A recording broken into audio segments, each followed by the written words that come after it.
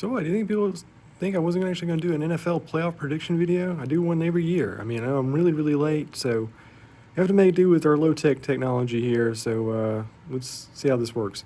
I'm not really sure how you turn off the live thing, so I may do this abruptly. Hurry up and get it over with now. The Buffalo-Houston game of the wild card in the AFC. I think it's going to be a close one, but I think Buffalo ends up winning this one. They have a better defense overall. I think Deshaun Watson still doesn't have all the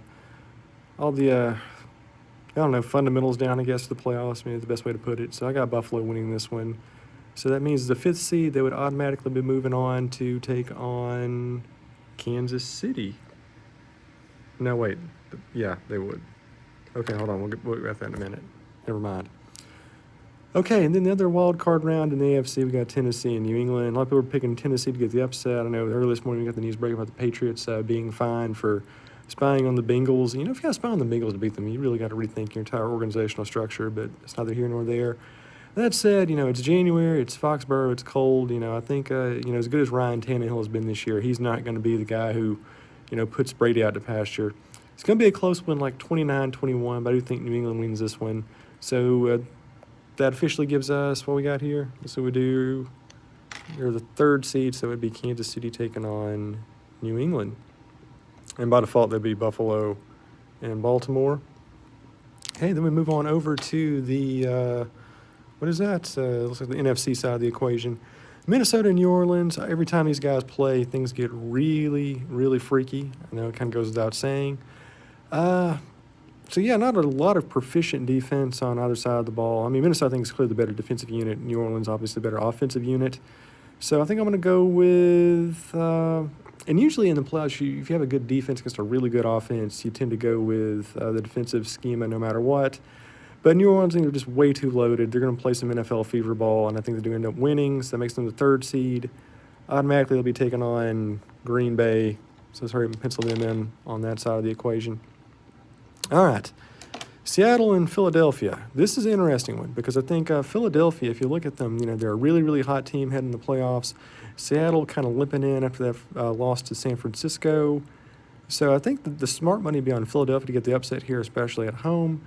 However, I don't know. I got a feeling, Russell Wilson's going to get hot and go down the stretch. You got a good run game. I think the defense is going to improve, and I think Seattle should goes in there and then wins a close one.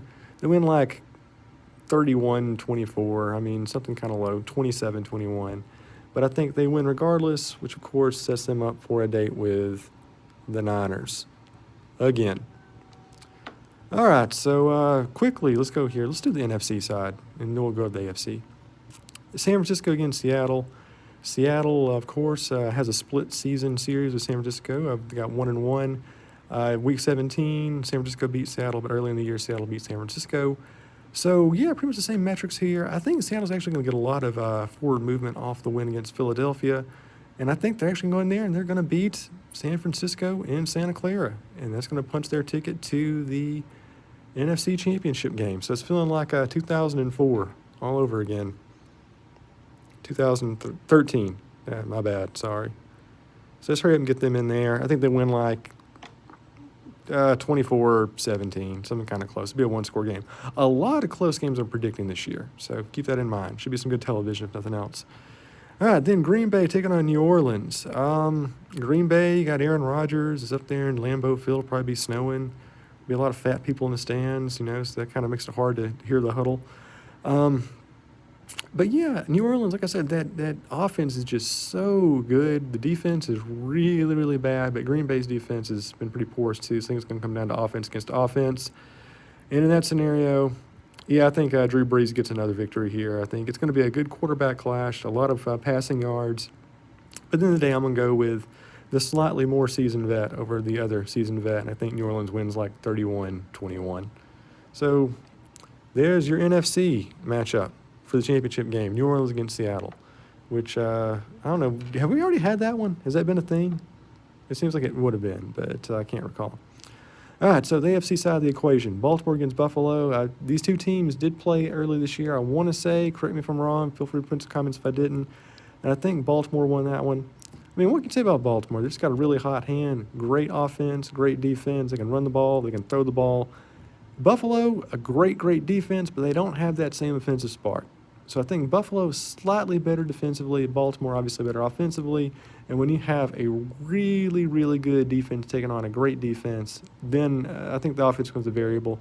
I just don't see the Bills stopping Baltimore by much. So I'm going to go with Buffalo to lose this one.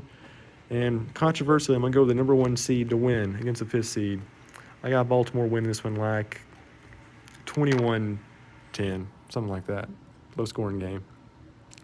Kansas City against New England. Now, of course, you know that I am a proud member of the Raider Nation there.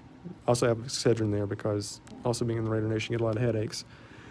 I really want Kansas City to lose, but I hate New England too, so it's kind of like picking, getting bit by a cobra or a rattlesnake or having to make out with Cher or Kathy Gifford. There's really no way to win this one, but if I had to go with one, I think Kansas City, this is the final of the year they get over that punch.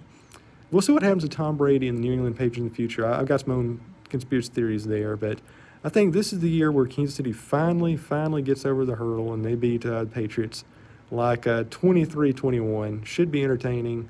So there's that. So controversially, I'm going to have the number 1 seed and the number 2 seed taking each other on in the AFC side of the equation. I know I'm going out on all these crazy limbs. What would you do? Okay. So there's our championship games, Baltimore against Kansas City. I believe Kansas City beat Baltimore earlier this year when they played against one another, but, that was last year. This is the postseason. It's an entirely different time of year. The rules don't apply. So here's the thing. Baltimore, great offense. Kansas City, great offense. Great mobile quarterback. Defense, that's the difference maker here because Kansas City, they don't have one. Andy Reid doesn't know how blitzes work. In fact, he's too busy sitting on the sideline eating, various foodstuffs to actually come up with a good 4-3 package. So basically, here's the thing. If it's going to come down to an offensive score fest, I think Baltimore wins for sure. If it comes down to a defensive struggle, I think Baltimore also wins for sure. So offensively, defensively, special teams, just got to go with Baltimore. I mean, I think Kansas City, this is about as close as they're going to get to a Super Bowl. I mean, I think, if they really get everything going, they get some good fortuitous things going their direction, some good snaps, some good turnovers, they could potentially win this one. Doesn't seem likely, and I think Lamar Jackson gets like 4 touchdowns maybe, a couple rushing. And what do you know? Baltimore Ravens in yet another Super Bowl. And, of course, Lamar Jackson, he's going to win the MVP. Let's not even kid ourselves. That's just a foregone conclusion, so don't even worry about that. All right, New Orleans against Seattle. This is our NFC Championship matchup. And, again, it's a question of defense because New Orleans doesn't have one. Seattle doesn't have a great one, but they have a proficient one enough. And I just got a feeling that this year, Drew Brees, I don't know, it's a sneaking suspicion here. But I think, after these really grueling shootouts against Minnesota and Green Bay, New Orleans kind of go into this game a little banged up. And that's when I think Seattle's defense really turns it up a notch and gets cranking. And I actually got Seattle going in there as the 6th seed in the playoffs. Or is it 5th seed? Yeah, it's the 5th seed, my bad. And actually beating New Orleans in a substantial upset, which means we've got, looky here, look at our Super Bowl matchup for Super Bowl 54. It's the winner of Super Bowl 2013 taking on the winner of Super Bowl 2014 in the year 2020 because that's the way things work now. All right, so I think we got a really good storyline here. Obviously, you got Russell Wilson, a guy who's been floundering for a couple of years trying to, make his big comeback resurgence here in the NFL, finally getting back to the promised land. And then you got Baltimore with Lamar Jackson, who could potentially be the new face of the National Football League. Going out there playing like a competent Michael Vick who doesn't slaughter dogs in the offseason, hopefully. And it should be an entertaining matchup. And if I'm not mistaken, this would be the first Super Bowl we've ever had where it actually has 2 black quarterbacks against one another. So I'm sure the media would not use that as an angle and run the crap out of it, especially during February, being Black History Month and all. But should be an entertaining matchup. And in this one, I think it's kind of going to be a lot closer than people would expect. I mean, the offenses are very similar. Defensive packages are very similar. Obviously, Baltimore's better defense, but Seattle's not bad. I think they're really sleeping on their defense. That's what I'm carrying the Super Bowl to begin with. So I think it's going to be a pretty slow-moving contest to begin with. I think it's going to be probably, like a 6-3 game in the second quarter. So really the last 3 minutes of the game should be just explosion with offense all over the place. And in that scenario, you know what? If you got an explosive quarterback like Russell Wilson and you got an explosive quarterback like Lamar Jackson, you got to say, who do you think is going to be more explosive? Who's going to make those big plays? Who's going to be the guy who's got the impromptu rushing yards? Who's going to take a third and fourth loss and turn into a 15-yard gain? Well, you got to go with Lamar Jackson. And I think all that being said, it should be a close one, like 30-27, 34-31. But at the end of the day, I'm going to go with your Baltimore Ravens to be the Super Bowl champions of the year 2020. And I don't know, lots of interesting things could be happening. This could be that big paradigm shift we've been waiting for in the NFL. I mean, for the last really 20 years, it's been Tom Brady and the Patriots running things. This could be the year that we see the Lamar Jackson era begin and everything is changing in the wind. So there you go. Those are my predictions. Feel free to take them to the bank.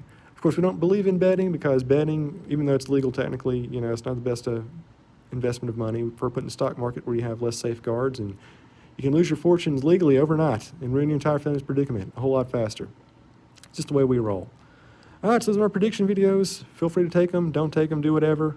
Should be entertaining season if nothing else. All right, see you kids later.